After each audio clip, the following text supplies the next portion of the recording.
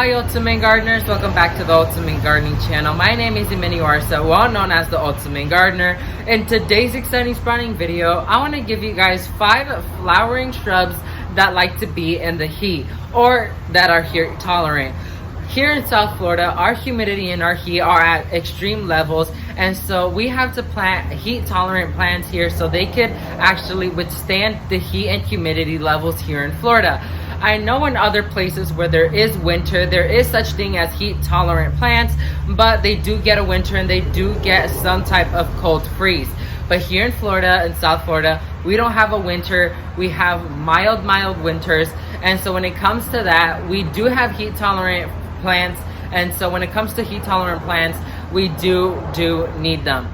And so I'm gonna go ahead and cover 5 of those flowering shrubs. So if you want to know every single plant that I'm gonna showcase in today's video, please stay tuned with us. So Ultimate Gardeners, coming at number 1 is Hibiscus. So here on this channel, Hibiscus has been showcased video after video after video because that's what is well known here in South Florida, because there are extreme heat tolerant plants.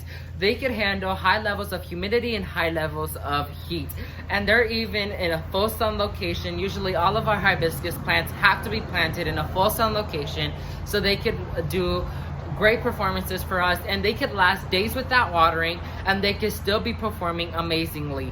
And so when it comes to hibiscus, there's very little things you have to do. And so once again, you have to put them in a full sun location. You have to water them one time every week once they're mature. If they're mature, they could last days and days and days without watering. But once they're newly planted, you do have to water one time every single week.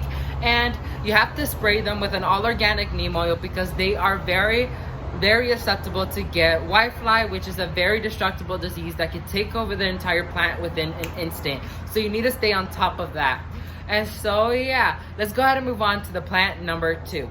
So Ultimate Gardeners, coming at number 2 is Gardenia. Gardenia is one of my personal favorites. We even have a lot of gardenia plants in the garden, and so they're another heat tolerant plant. And so the things you need to do to keep that plant happy is you have to put it in a full sun location, water one time every 4 days.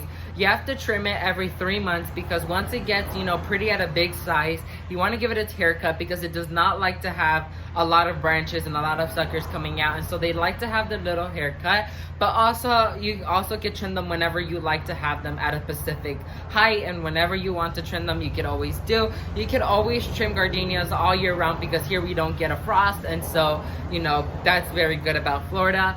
And so you also have to fertilize them once a month. They do like fertilizer, and they do require them to get fed every single month. And so when it comes to that, it's very easy to take care of them, and they give you amazing performances. So let's go ahead and move on to plant number 3. So Ultimate Gardeners, coming at number 3 is Rosa Sharon. Rosa Sharons are one of my personal favorites because they're part of the hibiscus breed, but Rosa Sharons are very high tolerant plants. They could live in the sun 24/7 and they could be performing amazing. Here in South Florida, we could plant them out in the sun and they would do amazing, but we do have to water them pretty constantly to keep them happy. So these tips are for people that live in South Florida. They could be different for other states. You could always look for videos out there that could help you out in this states, but these are tips in general for what my experience is here in Florida. So for Rosa Sharons, you have to plant them in a full sun location. You do have to fertilize them every month because they do like a good feed. They also require to be watered one time every 3 days, and they do need to be trimmed because they get pretty big, and for me, I don't like to have very big things, only if they're trees. And so when it comes to Rosa Sharons, I would definitely trim them back. So let's go ahead and move on to point number 4. So Ultimate Gardeners, coming at number 4 is Bugambilia. Bugambilia is a very heat tolerant plant to the point where they could last weeks without watering and they could do amazing. So when it comes to Bugambilia, you want to plant them in a full sun location. You want to go ahead and water them one time every week if they're newly planted. Once they're mature, they could last weeks and weeks and weeks without watering. They could get watered with rainwater. Here in South Florida, it rains almost one time every single week, and so when it comes to that, Bugambilias are completely clear with that. They don't require fertilizer, which is good, but they do need a good haircut because when it comes to Bugambilia, they're well known to get they're vigorous bushes. And so with me, I love Bugambilia personally, but I do have to stay on top of trimming so it wouldn't get overly big and overly sized, because with me, my garden is pretty small and I don't want this very big plant taking over the entire garden. So let's go ahead and move on to the plant number 5. So ultimate gardeners, coming at the final plant, which is number 5, is Crepe Myrtles. Crepe Myrtles is also considered a shrub, but it could also be considered a tree. It doesn't matter what you could do it. It's just Crepe Myrtles are heat tolerant. They could last weeks and weeks without watering, because once they're at a mature level, they could last days and days and days, maybe up to weeks without watering.